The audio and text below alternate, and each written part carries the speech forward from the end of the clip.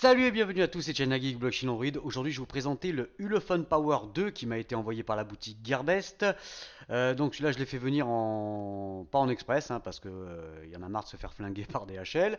Donc celui-là, ça fait une bonne semaine maintenant que je l'ai, vu que sa caractéristique principale, c'est vraiment sa grosse batterie de 6050 mAh. J'ai fait quelques recharges avant de vous présenter quand même le smartphone, même si après les composants restent quand même basique, on va dire, mais voilà, l'argument principal de ce smartphone, ça sera vraiment son énorme batterie. Alors, qu'est-ce qu'on retrouve à l'intérieur de la boîte? On retrouve un petit manuel, voilà, user manual. Hop, il y a de l'espagnol, il y a un petit peu tout, de l'allemand, il y a du français, il y a un petit peu tout. Un petit câble OTG, donc voilà, vous savez déjà qu'il est OTG. Le petit support en métal, voilà, vous le collez derrière le smartphone et puis ça vous permet de le poser. Pour regarder un petit film, c'est sympa. Une coque assez sympathique, voilà, originale. Bon, bah, elle est là, elle protégera bien le smartphone. C'est en peau de crocodile retourné, bien évidemment. Une temprane glace. Alors ça, c'est plutôt une bonne chose aussi. Bon, il y a un film protecteur dessus, mais vous pouvez rajouter le verre trempé, donc c'est plutôt une bonne chose. Ensuite, un chargeur 5 volts 2 ampères. Donc ça déjà vous savez qu'il a la charge rapide et un câble USB, micro USB, pas d'USB type C, c'est un petit peu dommage. Sur le côté là-bas, vous voyez, il y a le petit trombone pour le tiroir SIM. Alors, les caractéristiques techniques de ce Ulefone Power 2, c'est un smartphone avec un écran avec une diagonale de 5,5 pouces, un écran avec une résolution donc Full HD 1920 par 1080. Le CPU, c'est un octa-core, un MT6750T, dit turbo en gros, cadencé à 1,5 GHz. Le GPU, c'est un Mali T860. Il est dual SIM, c'est de la nano SIM. Il est 3G, 4G of course. Alors attention, encore une fois, c'est une SIM SD ou deux SIM sans SD. Il a 4 Go de RAM, 64 Go de mémoire interne, donc plutôt une grosse mémoire à la base, c'est déjà bien. Il a donc le slot SD, ça je l'ai dit, avec une carte pouvant aller jusqu'à 256 Go. Il est Bluetooth, Wi-Fi, donc dual band 2,4 et 5 GHz. Il a le GPS, l'assistant GPS, le GLONASS, le lecteur d'empreintes digitales, l'OTA, OTG, la charge rapide et ainsi de suite. Enfin, il a pas mal de petites choses. Au niveau du capteur photo à l'arrière, c'est un 13 millions de pixels interpolé en 16. Et sur la caméra frontale, c'est du 8 millions de pixels interpolé en 13. Au niveau des dimensions, donc il fait en millimètres 155 pour une largeur de 77,6 et une belle épaisseur de 1 cm. Les 6000 évidemment, il faut les rentrer quelque part. Ça c'est clair et net. Et ça tourne sous Android 7.0 Nougat.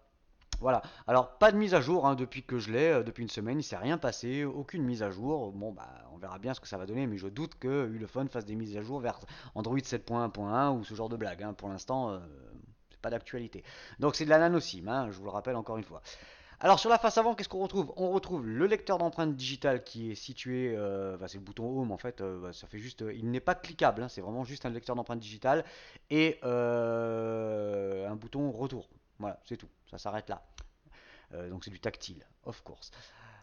Le capteur photo, la caméra frontale, vous avez normalement, là c'est pas allumé, mais ici vous avez une petite lettre de notification, donc elle est présente. L'écouteur, of course, c'est mieux pour téléphoner. Capteur luminosité et de proximité. Sur le dessous, on retrouve la prise USB, la micro USB. Le micro, le haut-parleur qui est sur le côté droit, là vous pouvez le voir. Bouton power on-off, bouton volume plus-moins sur le côté droit. Sur le côté gauche, le tiroir SIM, voilà. Sur le dessus, la jack 3.5, elle est la jack 3.5. Clac. Voilà, ça, il n'y a pas de problème. Et je vous dire, vu le poids. Ah, j'ai pas annoncé le poids, si, peut-être, je sais pas, 210 grammes, il fait. C'est un beau bébé. On sent que la batterie, il y a du costaud dedans. Voilà, ça, c'est good. Sur l'arrière, on retrouve un arrière tout en métal, donc avec le dual flash LED et le capteur photo. Voilà, bon, c'est une petite. C'est un petit peu bizarre quand même comme forme, mais enfin, bon, c'est original, mais c'est vrai que ça fait masse, ça c'est clair et net. Vous voyez, il est quand même bien épais le truc. Ça, on a fait tout le tour. Non, j'ai oublié. Est-il OTG ou pas OTG? Hop.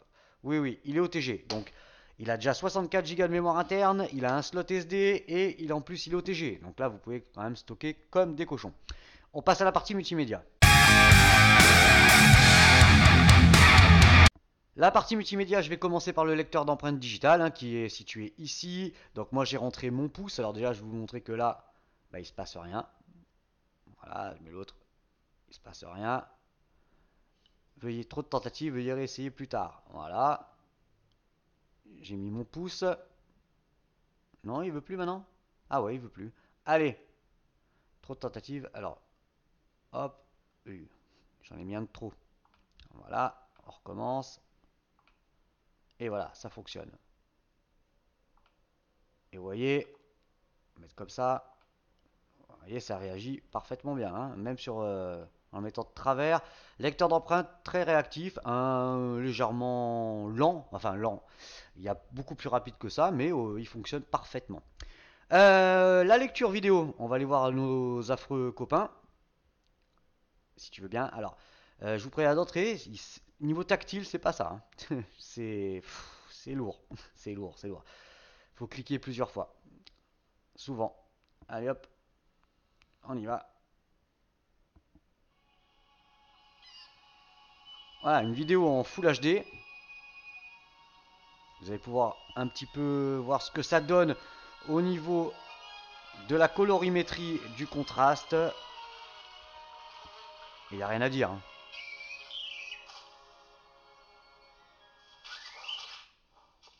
Boum. Alors on va avancer un petit peu.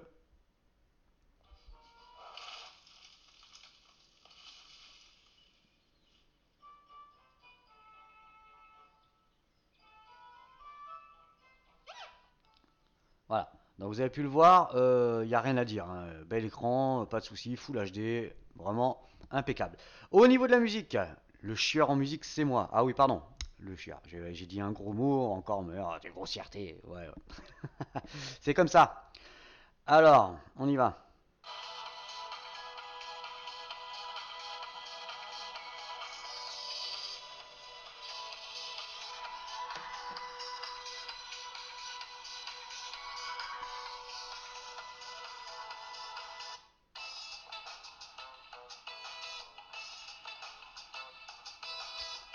Alors, le son du haut-parleur, il est vraiment pas désagréable, hein, ça ne grésille pas. Alors peut-être la caméra, oui, fera grésiller, mais en fait le son est propre. C'est relativement puissant, il y a de quoi écouter, même avec du bruit ambiant, sans aucun problème.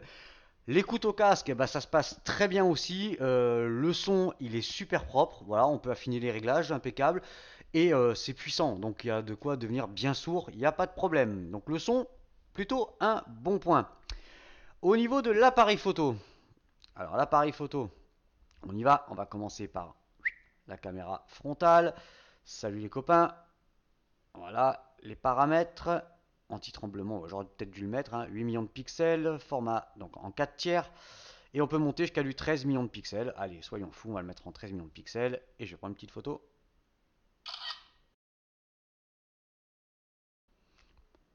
Voilà, bah c'est pas ça, hein. C'est pas terrible, terrible, terrible, hein. Voilà, ça graine rapidement. Bon, voilà, c'est pas le top. Ça, c'est un petit peu dommage. Allez, on repasse sur la caméra arrière. Caméra arrière. Hop, donc taille d'image 15 millions de pixels. Bon, alors, j'aime bien parce que alors, ils annoncent du 13 interpolé en 16. En fait, c'est du 15 et machin. Mais bon, ça doit venir forcément de. Attendez, hop, on va faire ça. On va se mettre en standard. Et là, on passe en 16 millions de pixels. Donc, c'est un 13 interpolé, hein. Ça, c'est sûr et certain. Qualité vidéo, donc haute qualité Full HD, hein, donc c'est plutôt propre. Ça, on le verra juste après. Beauty, ça, on s'en fout. Alors, on va se prendre deux petites photos pour voir ce que ça donne déjà en intérieur.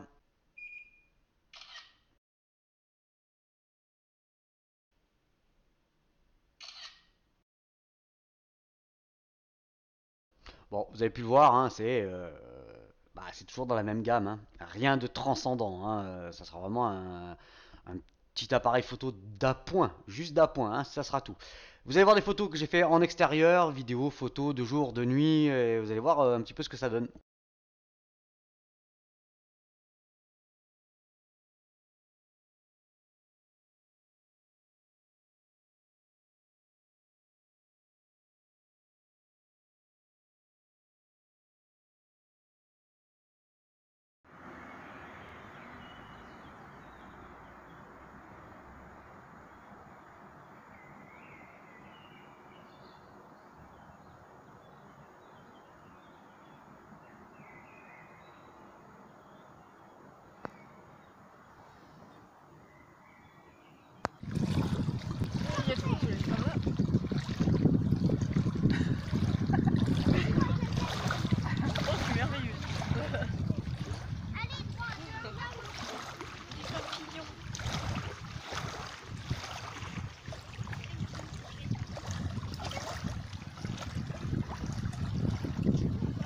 Bon, alors, en pleine luminosité, ça peut aller. Par contre, en faible luminosité, c'est toujours pareil, quoi. Voilà, c'est pas la peine d'y penser.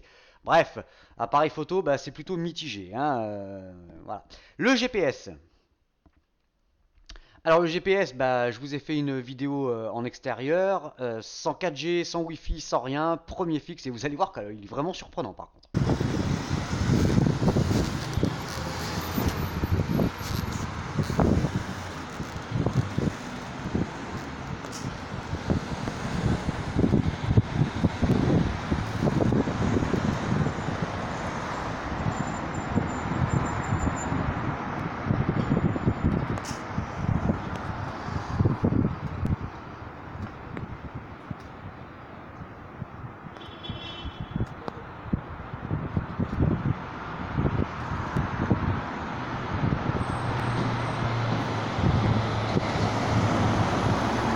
Ah, vous avez pu le voir, hein, 4 secondes. Boum, et c'était le premier fixe, hein, vraiment le premier, et sans connexion de données, sans Wi-Fi, sans rien du tout, hein. Donc moi je dis que c'est plutôt une bonne chose. J'ai été l'essayer sur route, hein, parce que j'étais me promener vers un lac, hein, comme vous avez pu voir sur les photos l'autre fois, et ça, j'ai pas eu de décrochage.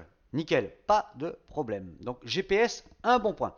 On a fait tout le tour du multimédia, on va passer au kiki qui est la plus grosse avec les performances.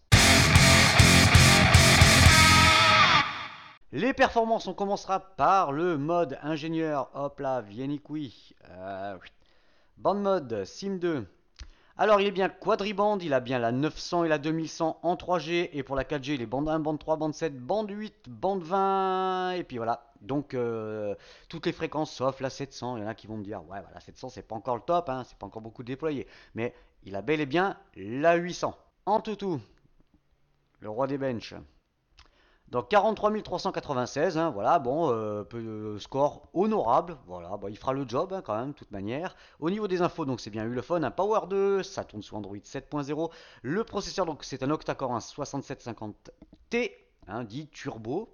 Hein, normalement c'est 1,3, là il est cadencé à 1,5. Le Mali, le GPU, pardon, c'est un Mali T860. Il est bien Full HD. Il est en 35. Il a 4 Go de RAM, 64 Go de mémoire interne, donc il reste 54,10, hein, bah, forcément. Ensuite, donc c'est bien octa-core, cadencé 1,508. Voilà, on le voit. La densité de pixels, 480 dpi. Caméra en façade 13 millions de pixels. Ouais, c'est du 8, hein, et encore, ça va être du 5 interpolé deux fois. Voilà, avec un bon traitement logiciel derrière, ça peut faire 22 vite fait. Bref, je plaisante, hein. Ensuite, gyroscope, accéléromètre, la boussole, tout y est. C'est bon. Alors, Geekbench, 610 en single core et 2506 en multicore. PC Mark, donc 3120 points. Et voilà le graphique. Quadrant, 18 666. Et voilà les résultats. Je vais me décaler. On voit que ma tronche dans le reflet. Velamo multicore 1714. Donc vous avez pu voir, je suis en 4G en intérieur. Bah, le réseau, c'est pas terrible, hein. Bon, c'est comme d'hab en même temps. Donc il est au-dessus d'un Nexus 6 et en dessous d'un OnePlus One. Hein, il est pris en sandwich. Metal 1122. Et il nous fait au-dessus d'un Lenovo A7000 et en dessous d'un Nexus 5. Et pour le navigateur 2642. Et on est en dessous d'un Lenovo A7000. Epic Citadel. Donc 40,2 fps, hein, résolution Full HD. Donc vous inquiétez pas, les 1776 par 1080, hein, c'est la barre en moins ici, c'est normal. Et c'est en Ultra High Quality. Nenamark. 55 fps, tout rond. 3D Mark. 9405 en Ice Storm Unlimited. Et voilà les résultats. Je vous laisse juger.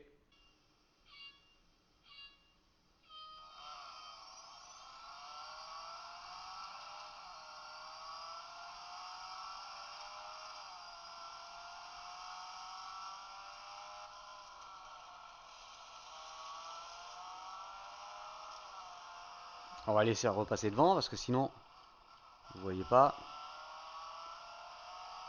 Ils sont où les apôtres là? Allez. Je fais un bouchon.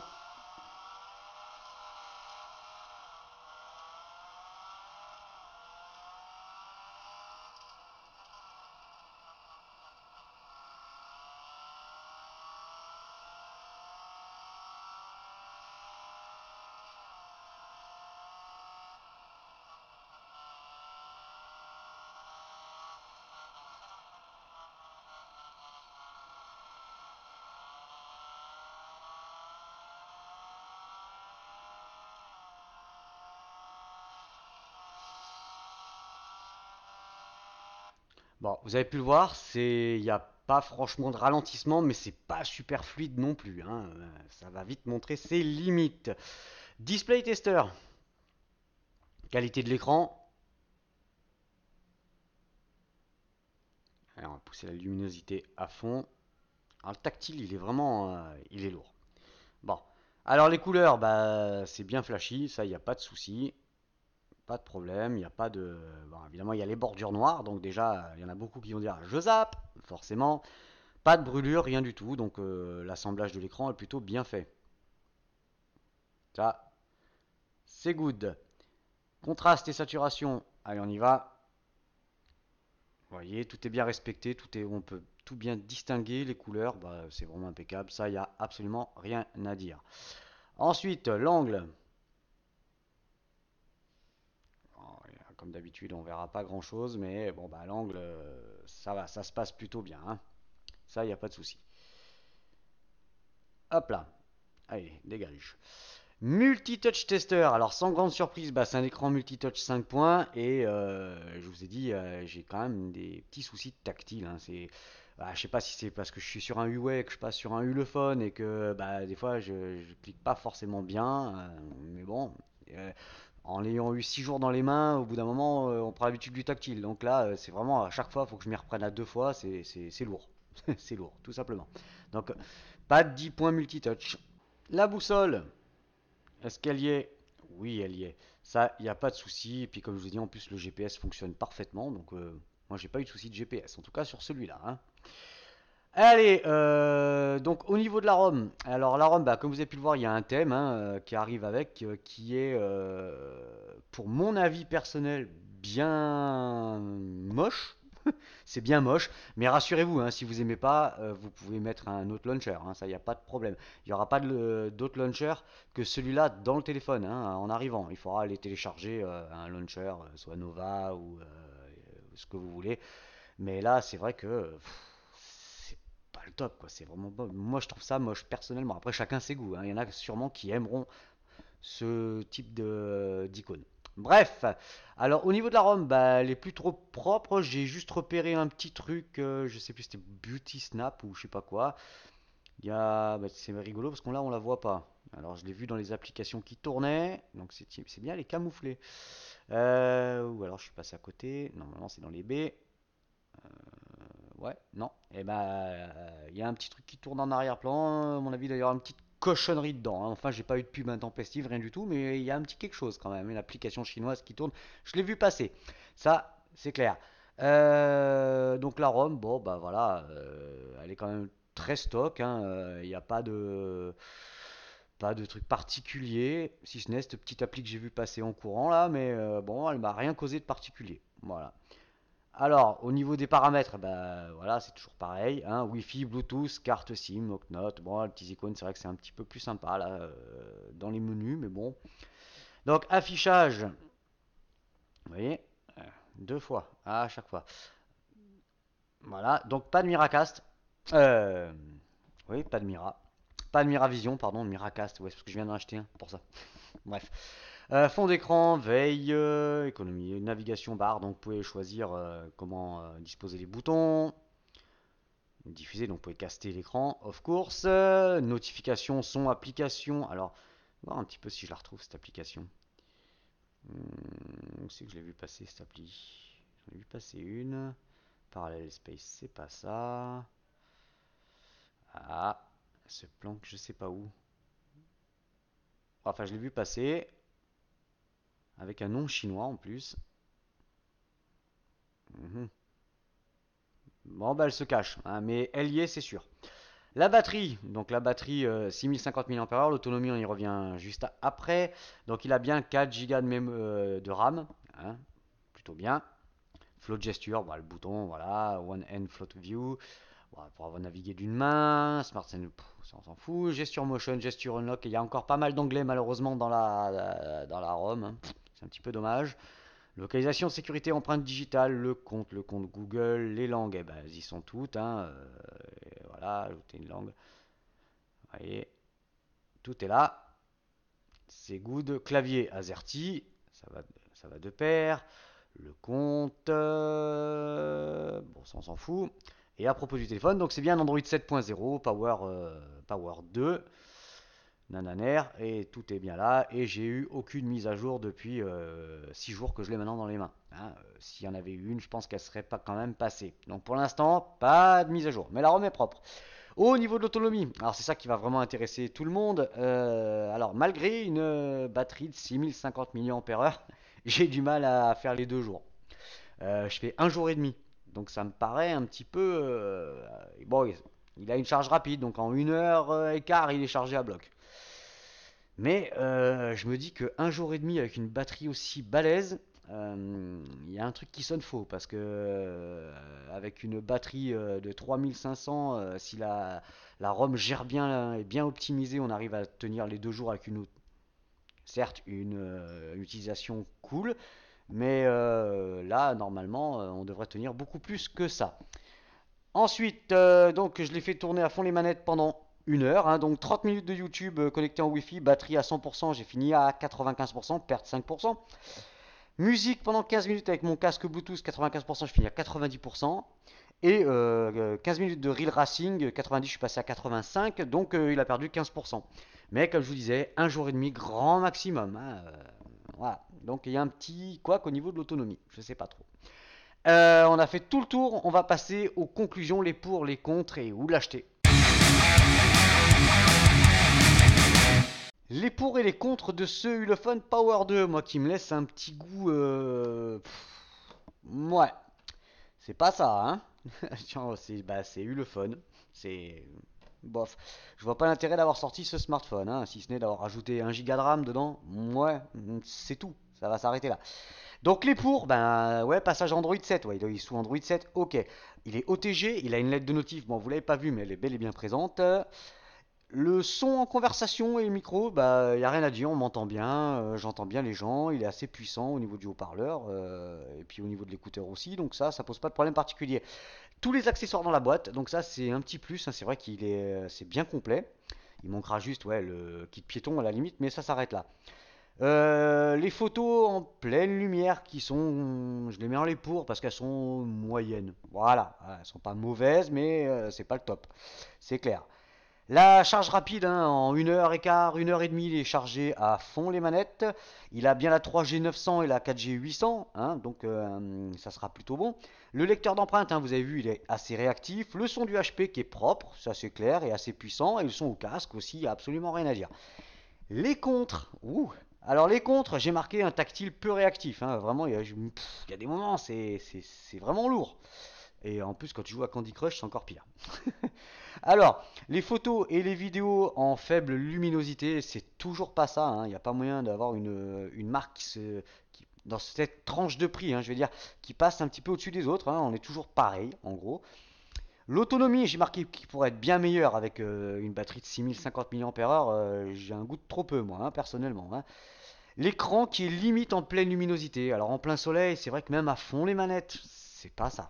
C'est pas ça, c'est pas ça, c'est pas ça. La réception 4G, c'est bof bof. Hein. Je mets mon Mate 8 à côté avec le même opérateur, sur la même antenne et tout, avec les mêmes fréquences, et ben je capte mieux avec mon Huawei. Et donc bon, j'ai marqué les boutons sur l'écran, ouais bof aussi. La Wi-Fi qui est instable. Ouais, alors ça décroche souvent. Il y a un problème de Wi-Fi et j'ai pas d'autres problèmes avec les autres smartphones. Donc ça vient pas de ma Wi-Fi, ça vient bien du smartphone. La caméra frontale qui est médiocre. Voilà, on s'arrêtera là. Je mets pas de notes, hein, j'en mets plus de notes. Vous le savez, c'est vous qui mettez la note si vous le désirez et vous donnez votre avis. Voilà, on va aller faire un petit tour chez Gearbest qui m'a envoyé ce smartphone. Hop là, j'étais déjà dessus. Donc voilà, bon bah Gearbest ce sont les rois du je t'envoie un téléphone et il n'y en a plus en stock, donc out of stock. Ouais, voilà. Donc il est à rien du tout puisque là apparemment il n'y en a pas en stock, hein, mais je vous laisse quand même le lien d'affiliation hein, qui est juste en dessous. Passez par mon lien, vous savez que je touche une com dessus. Après je pense pas que vous soyez vraiment beaucoup à l'acheter celui-là, hein, parce que quand on voit le prix on peut avoir meilleur dans d'autres marques, ça c'est sûr et certain. Voilà, c'était China Geek Blockchain Android. Si vous avez aimé cette vidéo, n'hésitez pas à la partager sur les réseaux sociaux, Google, Facebook, Twitter. Moi, vous savez que je vous dis tout, hein, même ce qui va pas sur les smartphones. Vous avez vu que donc il y a Emodroid hein, qui a commencé les vidéos pour Chine Android, donc les drones, les machins. Donc n'hésitez pas à aller voir sa chaîne YouTube, abonnez-vous. Il écrit abonnez-vous, encouragez-le, allez-y, faites-lui plaisir. C'est vraiment un super gars et ça, moi, ça me fait plaisir de l'aider et ils mettent bien en retour, ça c'est clair et net. Merci à mon vieux compère Domenico, hein, qui est là tous les jours avec moi sur le blog. Merci mon pote. Vous allez voir qu'il va y avoir encore d'autres petites choses qui vont arriver. Et puis voilà. Hein, ça évolue gentiment, mais sûrement. Moi je vous dis à plus les copains. Salut!